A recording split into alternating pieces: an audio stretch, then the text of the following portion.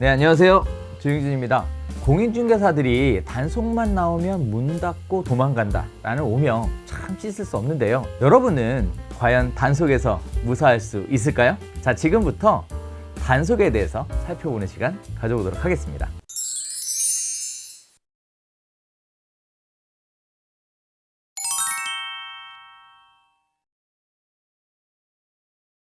제가 지금부터 설명드리는 단속은 크게 세 가지 유형이 있지만 사실상 딱히 법률적으로 이렇게 단속한다 이런 규정은 없고요.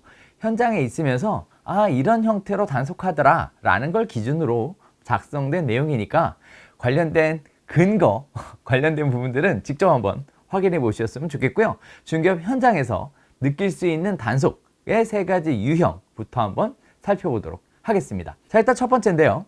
합동단속입니다. 네, 합동단속. 단속 중에서 가장 무서운 단속이라고 볼 수 있는데요. 구청, 시청, 세무서 등이 동시에 합동으로 나와서 단속하는 경우를 보통 합동단속이다 이렇게 불러요. 보통 부동산 경기가 과열됐을 때 단속 나왔다라고 하고요. 보통 이제 기자들이랑 같이 가서 단속하는 경우들이 많죠. 바로 이런 경우가 합동단속이라고 할 수 있는데요. 통상의 합동단속은요, 대상자를 미리 딱 찍어 놓고 그리고 나서 사전에 선정해 놓고 방문한다는 특징을 갖고 있습니다. 그리고 방문을 했는데 마침 문이 잠겨 있었다라고 하면 문을 닫아도 몇 개월 분의 계약서 및 확인 설명서를 가지고 구청, 시청으로 방문해라 라고 이렇게 쪽지를 붙여 놓기 때문에 합동단속 나왔을 때 문 닫고 도망가는 거 그렇게 안전한 방법은 아닙니다. 또 한편으로는요, 합동단속을 기자들이랑 나왔는데 해당 중개사무소가 문이 닫혀 있다 그러면 옆으로 가요. 그러다 보니까 이러한 경우들이 굉장히 리스키한 부분이겠죠. 사실 제일 좋은 건 단속이 나왔을 때도 문제없이 중개업을 할 수 있을 완벽한 준비가 되어 있다면 가장 좋은 방법일 것 같아요. 그런데 과연 여러분은 안전할 수 있을까요? 두 번째 보겠습니다. 지도와 궤도 단속이라고 얘기하는데요. 보통 지도 단속, 궤도 단속 이렇게 얘기를 해요. 보통 공인중개사 협회, 그 다음에 구청 이렇게 같이 나와서 중개사무소에 이러이러한 부분들을 잘 챙기고 있는가 라고 점검하는 형태의 단속이 바로 지도 단속이다 이렇게 말씀드릴 수 있겠는데요. 여기서 주의할 게 이런 거예요. 2021년 12월 31일부터 사업자 등록증을 의무적으로 게시하도록 바뀌었죠. 따라서 여러분 사무실에 사업자 등록증이 걸려 있는지 지금 확인해 보실 필요가 있겠습니다. 자, 여기서 중요한 건요, 구청은 단속에 대한 권한이 있어요. 하지만 협회는 단속의 권한이 없습니다. 한편으로 참 안타까운 부분이기도 해요. 보통 법무사 같은 경우에도 단속이라고 하긴 좀 그렇지만 협회가 나와서 감사라는 걸 통해서 중개사무소가 제대로 운영되고 있는가를 정기적으로 점검하는 역할을 진행하도록 하는데 공인중개사협회는 그러한 권한조차도 없다라는 거죠.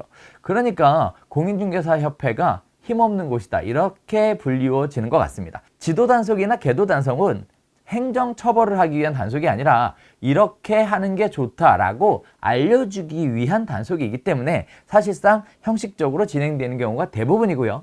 사전에 이렇게 방문할 거다라고 미리 알려주기도 합니다.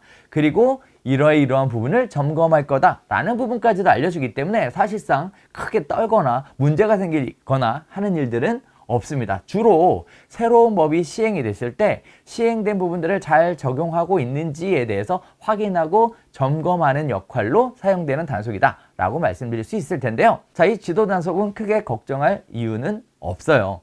진짜 걱정해야 되는 일은 바로 이 부분입니다. 민원에 의한 단속입니다. 중개 의뢰인이 중개 거래를 하고 거래에 대한 불만이 발생을 하게 되죠. 불만이 발생하게 되면 보통 민원을 제기합니다. 민원을 시군 구청에 민원 제기를 하게 되는데요. 이렇게 민원이 제기가 되면 시군 구에서는 민원을 조사하고 확인한 다음 처리를 해야 될 의무를 갖고 있습니다. 자, 그렇기 때문에 보통의 경우 민원에 의해 접수가 되면 중개사무소에 연락이 오기도 하고요. 또는 불시에 방문을 하기도 합니다. 저도 개인적으로는 민원에 의한 단속 특히 많이 받아봤는데요. 수차례 연락하거나 방문을 하고 만약의 경우 연락이 안 되거나 또는 방문했는데 없거나 하면 결국 쪽지를 붙여놓고 가요. 근데 연락이 안 될 일은 거의 없겠죠. 자, 이렇게 쪽지를 붙여놓고 가면서 동시에 계약서 및 확인 설명서를 가지고 구치군 구청으로 방문하라 이렇게 연락이 오기 때문에 실질적으로 이러한 부분들은 피해 나갈 수 있는 방법이 없습니다. 자, 또 생각하셔야 됐거든요. 모든 계약서를 다 보는 척 하지만 실질적으로 찾으려고 하는 부분은 중개의뢰인이 민원을 제기한 부분, 그 계약서와 확인 설명서를 찾기 위함이다 라고 말씀드릴 수 있어요. 자, 또 최근에는 공인중개사법에 의한 표시광고 위반에 따른 민원에 의한 단속도 굉장히 많이 발생하고 있는 상황입니다. 그래서 최근에 과태료를 납부하는 공인중개사들이 굉장히 많은데요. 정확한 통계는 잡히지 않았지만 추산하기에는 1000명 넘는 공인중개사들이 매년 과태료를 납부하는 것으로 이렇게 알려지고 있는 상황입니다. 자, 여러분은 과연 합동단속, 민원에 의한 단속, 이 두 가지 단속에서 과연 안전할 수 있을까요? 아무런 제재 없이 당당하고 떳떳하게 중개업을 할 수 있을까요? 제가 개인적으로 느끼기에는 많은 준비가 반드시 필요한 부분입니다. 오늘 그 부분에 대해서 지속적으로 살펴봐 드릴 생각이니까 꼭 시청해 주시면 감사할 것 같습니다. 공인중개사들은 굉장히 많은 불법 행위를 하고 있을까요? 제가 볼 때는 그렇지 않거든요. 그럼에도 불구하고 많은 언론에서는 공인중개사가 심각한 불법 행위를 저지르는 것처럼 이렇게 오보하고 있는 경우가 대부분입니다.